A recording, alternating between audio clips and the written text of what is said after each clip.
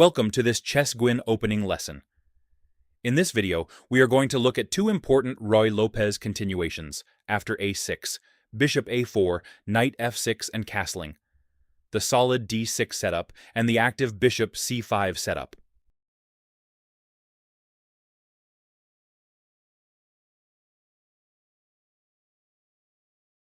First, we will check the d6 move, then the bishop c5.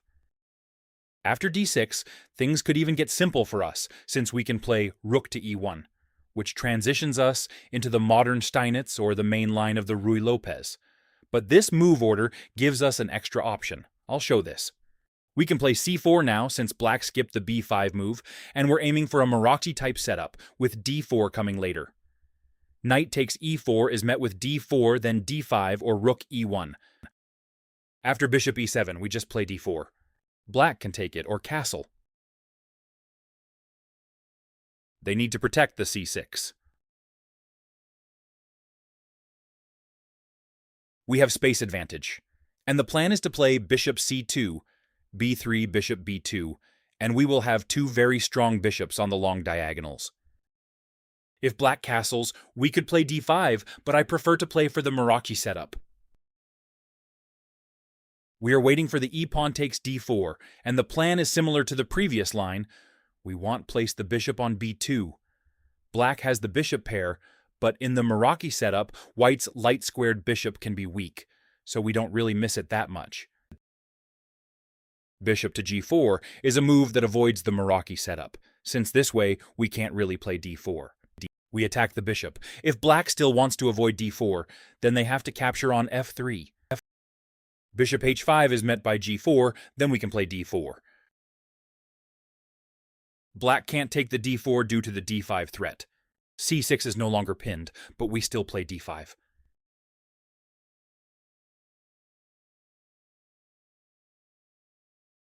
White has huge space advantage, and black can't play f5 the way they'd like in a king's Indian structure, so our attack will be stronger on the queen side.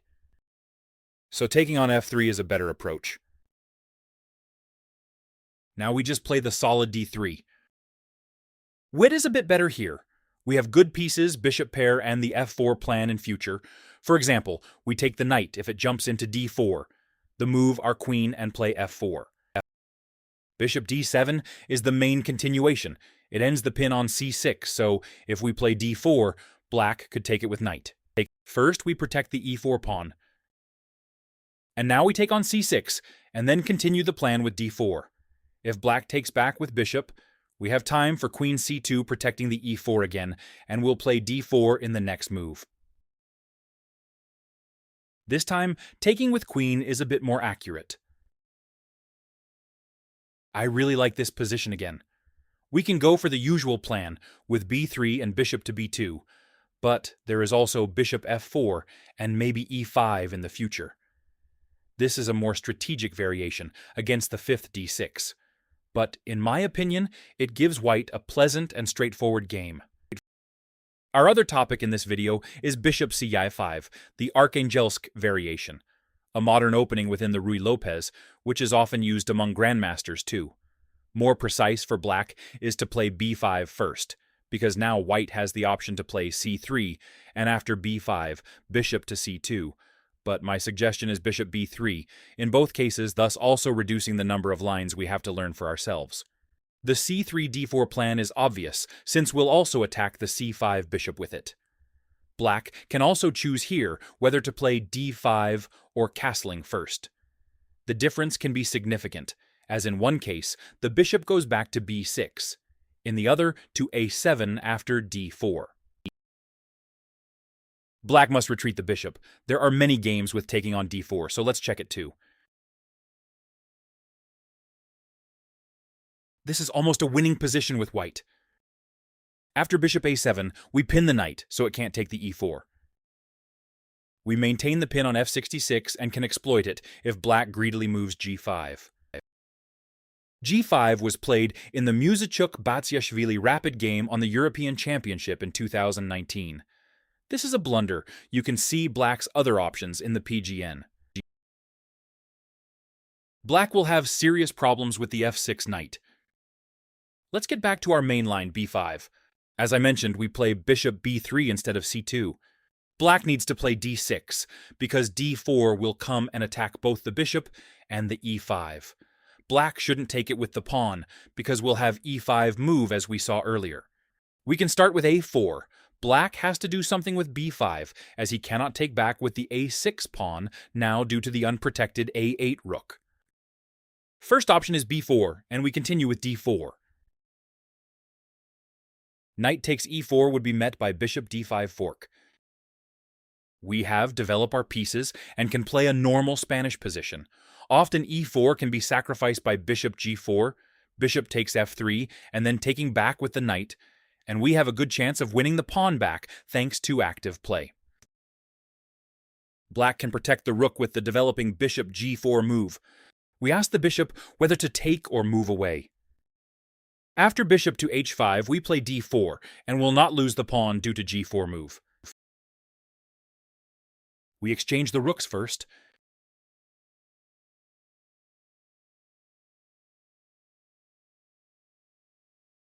Black has to play precisely if he doesn't want to be at a big disadvantage. There is an interesting line after the bishop takes f3. Knight a5, and white has two square for the bishop. On c2, it protects the a4 pawn, but I prefer the more active a2. Black tries to win space on the queenside as usual in the Ruy Lopez. C-pawn takes b4 could be a surprising move. We eliminate the b4 pawn and want to play b4 ourselves. The knight is on its way to c2 to support the b4 plan. We will place the rook on b1 and wait for the b4 opportunity. On the other hand, we have attacking chances on kingside too. Bishop b7 is another move to protect the a8. The usual d4 comes. We pin the knight. This time, black asks the bishop. We take on f6 because there is unpleasant g5 after bishop h4. We have this nice pin on the other knight, so black cannot win a pawn on d4. This is the right maneuver with the knight. It attacks the b5, but the main plan is to go to c2 and defend the d4 pawn if black protects the b7 with one of his rooks. Rook to b8 is our main line. We'll play d4 again. The bishop couldn't go to a7 due to a pawn takes b5. We want black's bishop to go to a7, so we play this nice a5. If black takes it, we have the opportunity to sacrifice the rook. Taking back would be met by queen takes d8, and then knight e5 with the threats on c6 and f7.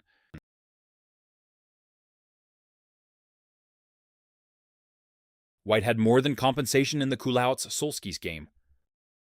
Black plays bishop a7 to avoid the previous line. We have time for the useful h3 move. The main continuation is castle, but black can play bishop b7 first, and now there isn't bishop d5 fork after knight takes e4. We don't need to protect the pawn. If black takes it, there is compensation on the e-file, and usually will win the pawn back.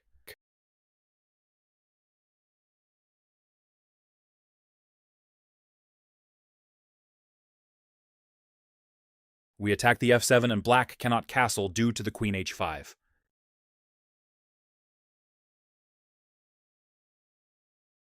In the end, white won back the pawn because black can't take the e4, since he would be in trouble after bishop g5.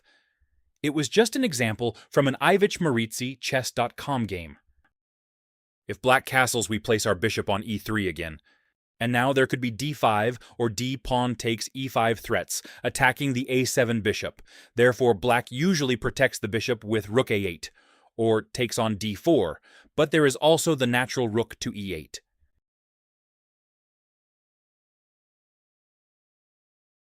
We sacrifice the pawn again. It looks like we'll win a piece with this double attack, but we shouldn't take on a7 because our queen will be trapped after knight c5.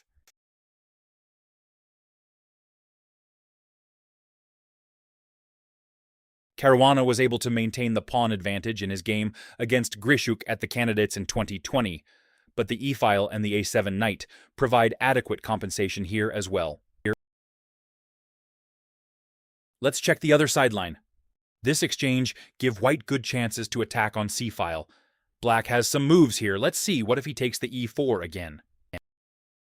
Queen c2, and black has only one way to protect both of the knights.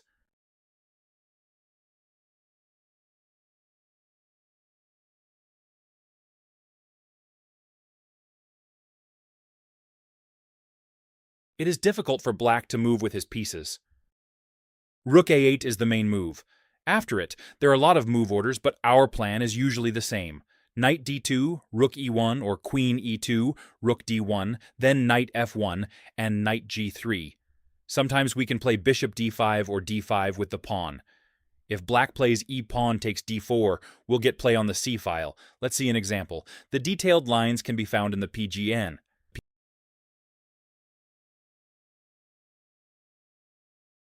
And now a typical plan comes. We want to open the C-file in this structure. White is clearly better. You can find the full PGN material on ChessGuin.com. The link is in the description.